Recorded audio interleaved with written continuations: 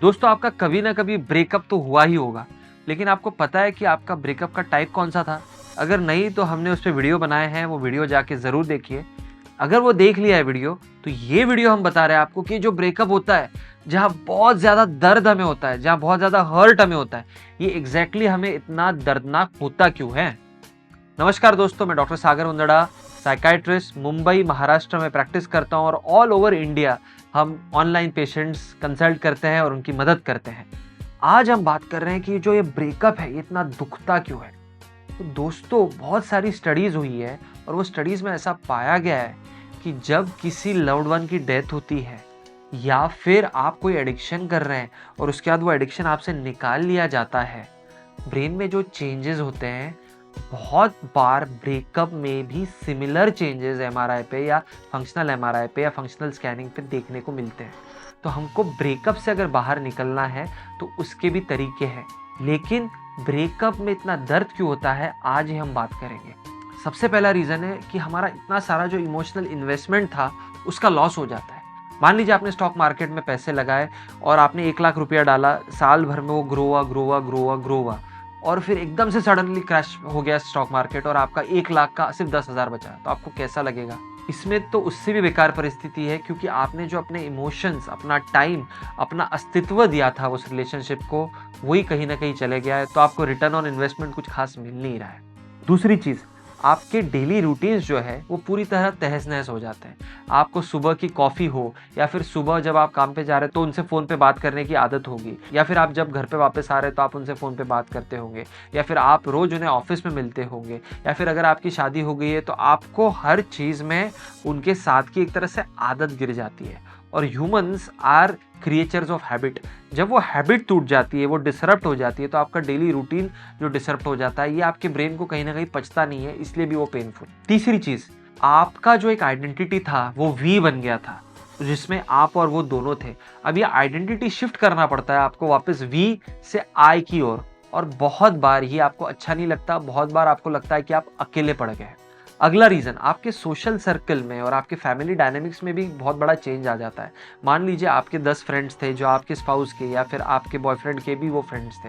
अब आपका बॉयफ्रेंड से ब्रेकअप हो गया है, तो उनके जो फ्रेंड्स थे जो आपके फ्रेंड बन गए थे, उनके साथ आपका इक्वेशन कैसा होगा? क्या आपकी दोस्ती उतनी ही उनके साथ बनी रहेगी, या फिर वो दोस्ती पूरी तरह टूट जाएगी, या फिर आप हाय हेलो तो करेंगे लेकिन उतना अपनापन नहीं रहेगा?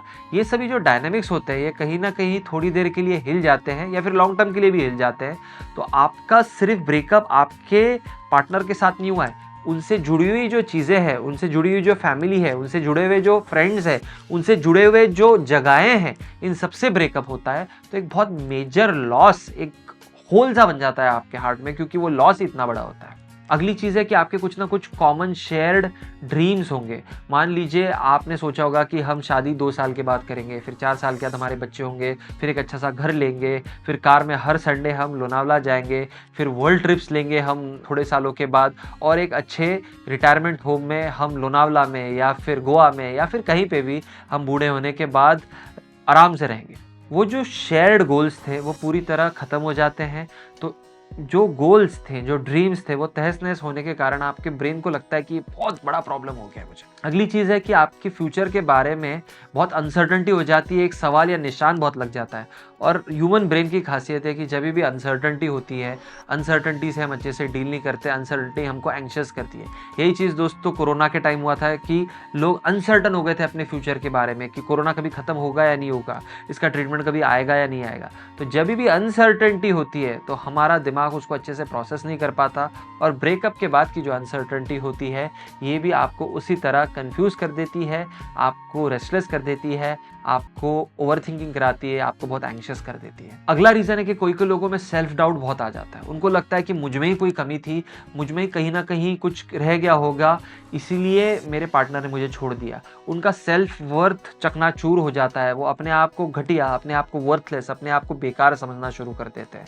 तो ऐसे लोगों को तो खासकर पहले साइकियाट्रिस्ट के पास जाना चाहिए, क्योंकि उनको डिप्रेशन होने के चांसेस, क्योंकि उनको सब्सटेंस अब्यूज़ की तरफ जाने के चांसेस बहुत ज़्यादा बढ़ जाते हैं। और लास्ट पॉइंट कि ये ब्रेकअप्स हमको इतने हर्ट क्यों करते हैं, वो है फियर ऑफ बीइंग अलोन।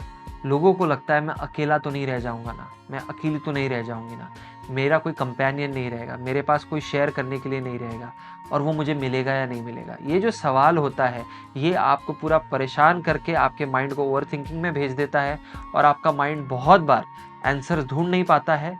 तो दोस्तों ये जो अनसर्टेनिटी होती है और एक फियर ऑफ बीइंग अलोन होता है ब्रेकअप होने के बाद, ये आपके दर्द को दिन दुगना और रात चौगुना कर देता है।